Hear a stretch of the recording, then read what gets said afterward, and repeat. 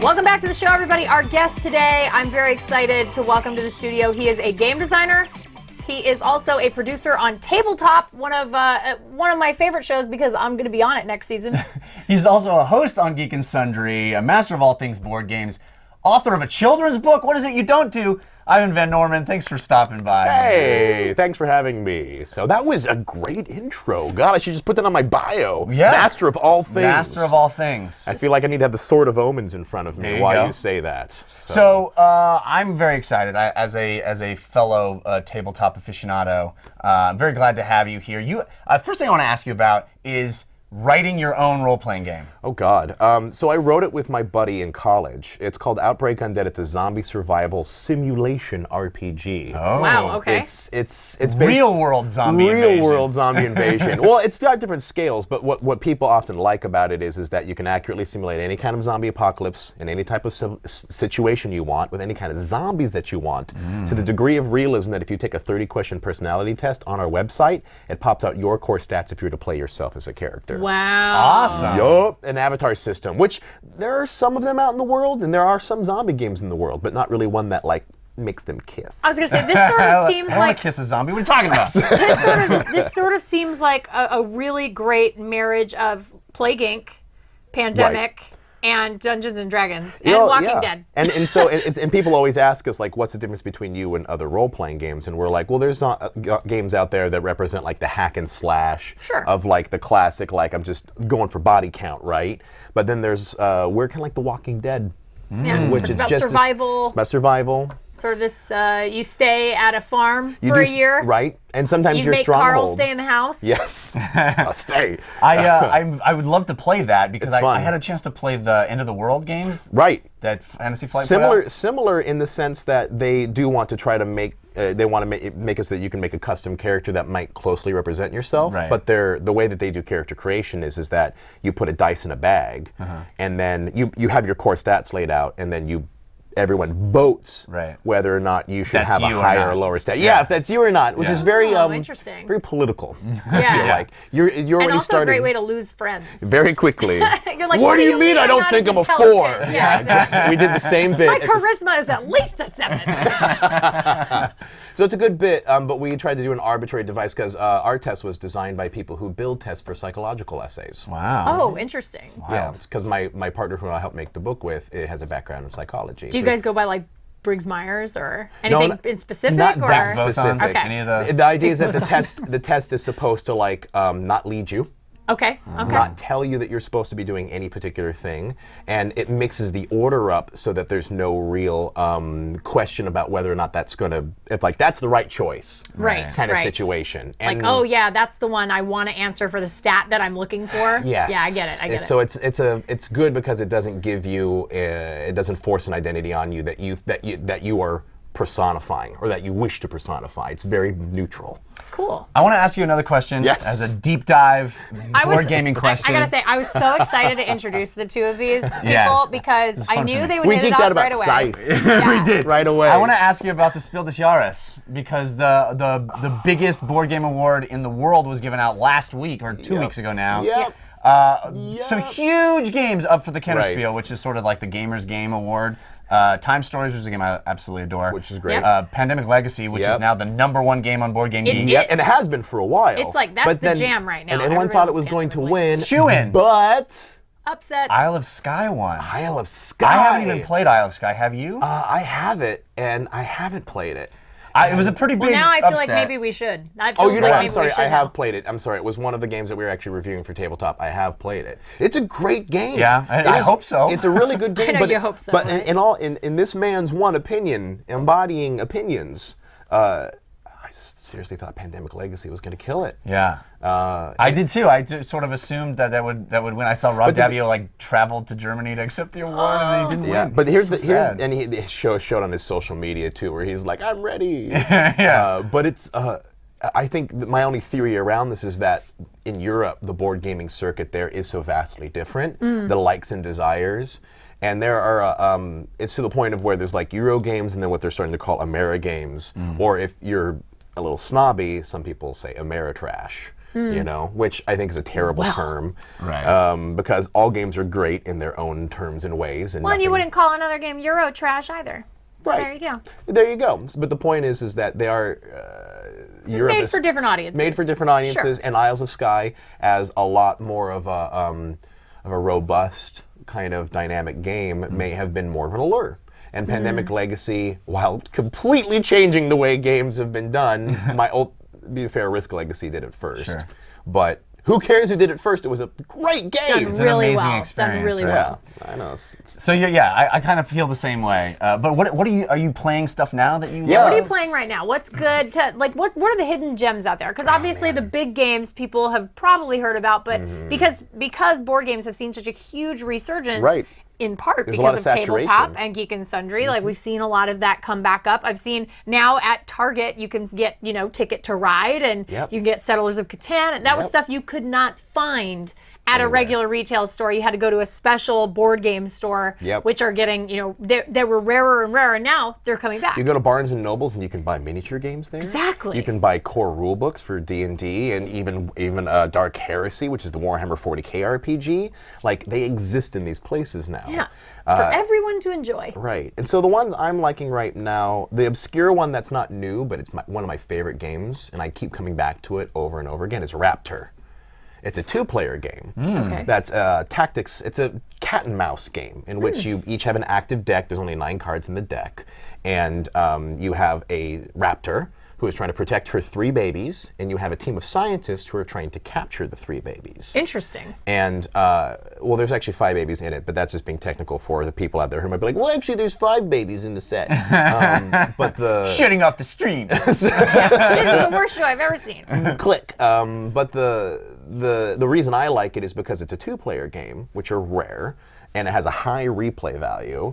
And the idea is that you each put a card down that has a number value, and just like War, whoever has the lowest number wins. And then if there's any difference between the numbers, say like the scientist played a 3 and then the raptor plays a 6, the raptor gets 3 action points to move around the board. Oh. Likewise, the scientist will get to do the same thing. Interesting. And it's kind of a tug-of-war tactics that just really doesn't have, what do they call it, non-symmetrical tactics, which means that it's not just 2 different factions that just have the same thing and they're just pushing at it with their different strategies. They both have unique ways of controlling the board with their cards and with their action points. I think it's I'll have great. to find that game. That sounds fun. Raptor. I love a good Raptor. 2-player game because my husband and I have no friends. And so it's And really sometimes you nice. don't want to call to bring you're my everybody friend. over. Right. I know, yeah. Sometimes 2-player maybe you games. want to play a board game and it's like, oh, then I got to get people to come to my house, and it's like, it's such a thing in LA to get people to come to your house because It's everything's involved. so spread out. Which is why whenever I host board games now, it's like if you're hosting, you're paying for food. Like that's kind of the qualifier. If you gas to get over, then the host gets to feed you. Host feeds. I like yeah. that. Feeds, yeah. And that's You kind of the drive, rule of host thumb. feeds. I like it. Right. That's a good rule. You mentioned a new show you guys are starting. Right. That you described in a very cool way. Okay. So we have 2 shows on Geek and Sundry. One is our board game show called Game the Game, which we do every Thursday. I was on it. You were totally so on much it. fun. What did we play again? Miniature Tiny Kingdoms. What was Oh, it? Tiny Epic Tiny Kingdoms. Epic Kingdoms. That was it. I We was have- like, we have I just tiny- remember us speaking in very small voices. Tiny Epic Kingdoms. Yeah, We it was have great. Tiny Epic Western now. Oh, very nice. Which is something that we'll be doing a video on pretty soon. Okay. But that's our board game show. We're like 60 episodes at this point. and it's so fun. It's with Becca, Right, Becca Scott Kearns. who is just a real backstabber. Like, I mean, That's not where I expected you to go with that. she looks innocent and kind. She looks like a beautiful medieval princess. She will take you out. Vicious cheater. Vicious cheater, Vicious. unbelievable cheater. I hope she's watching this, Becca. Vicious cheater, and also one of the most ruthless board game players I've ever encountered, and I love her for it. That girl love her for it. loves She's to the win. Dexter of board games. Yep. She is the Dexter of board Yep. games. But then the show that we were talking about before getting on here is we have a role-playing game show on Monday nights from 7 until ?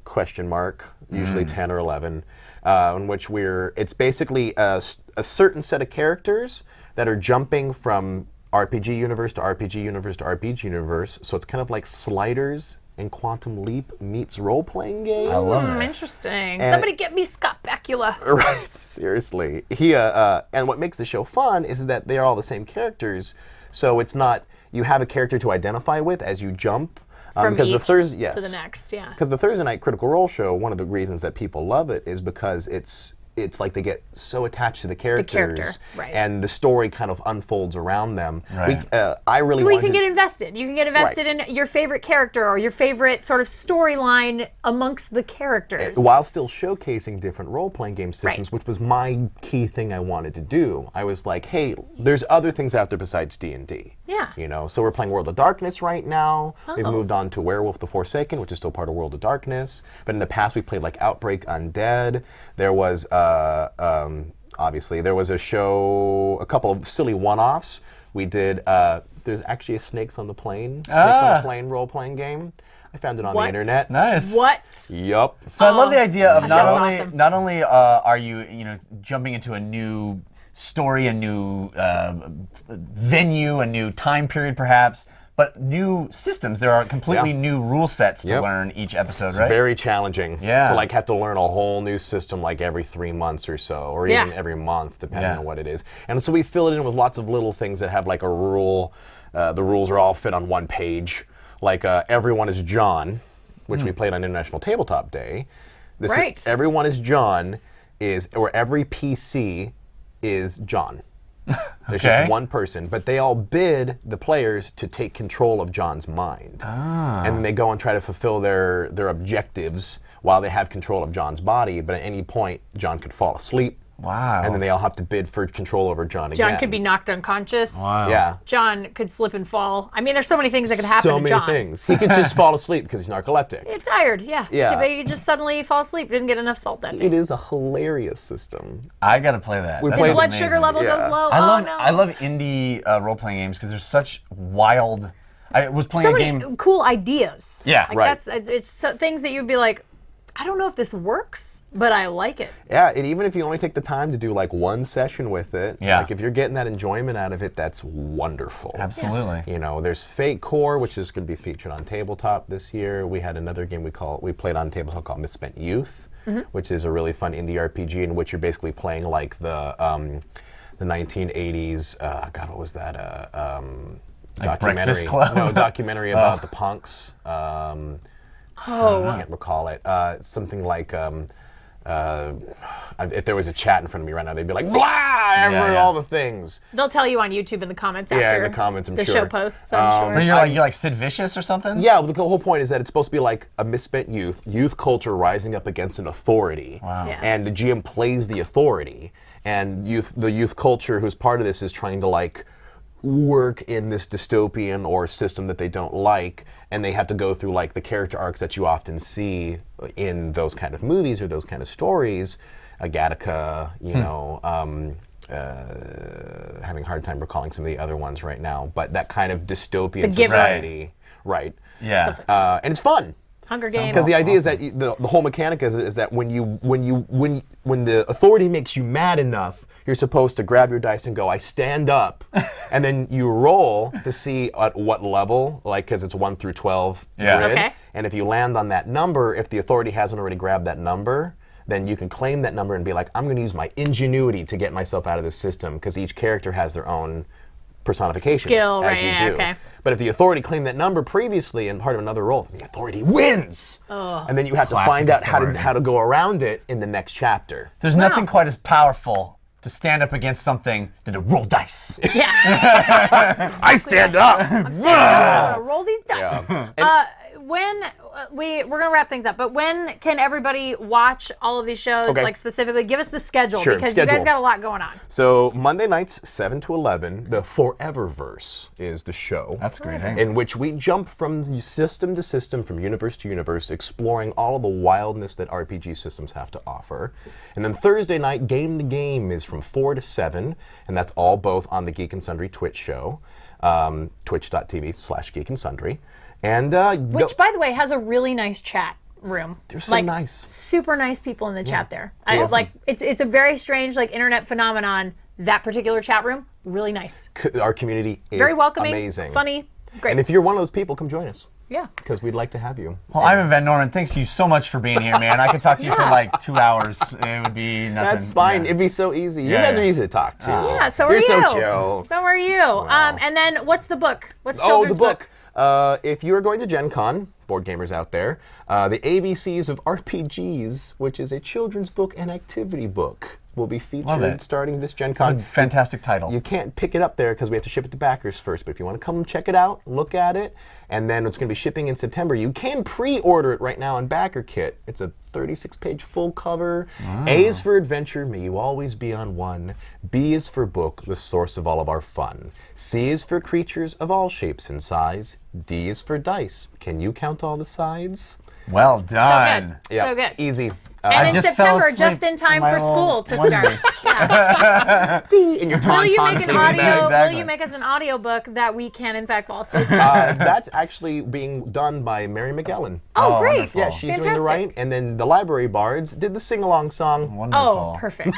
That is awesome. One step ahead of you, Ashley. Ivan, thank you so much for coming on the show and hanging out with us. Geek and Sundry, obviously, they're right down the street from us. We love all of our friends at Nerdist and Geek and Sundry. So make sure you check out Game the Game because it's a blast. And check out her Foreververse. episode because it's so good. It is really fun. It's really fun. good. And it's I want tense. to come. It's a good I game. want to be part of the fun. You're next. I'd You're like next. to join. One of the best moments in all 4 seasons of Tabletop, Wow. I will tell you. It was a Awesome. great. That Yeah. tabletop episode that I'm on is pretty amazing. Yeah. John Can't Ross say anything Bowie. more. I can say who's there. You can't say who's there. John Ross Bowie was there. Jackie Cation, which we had on the show a little while ago. We had Michelle Morrow on the show. Will, of course, as game master, and then Travis. Willingham. Travis Willingham From was Critical there, and Role. it was just the most fun. I am telling you guys, I can't wait for that show to come out. But Ivan, thank you so much for coming on the show. We are going to take a quick break, and then we'll be right back to tell you a little about Everest VR. I climbed Mount Everest in virtual reality, and what we're into this week, and of course, our phone talk for the day. So don't click away. Cool. It's Tomorrow Daily.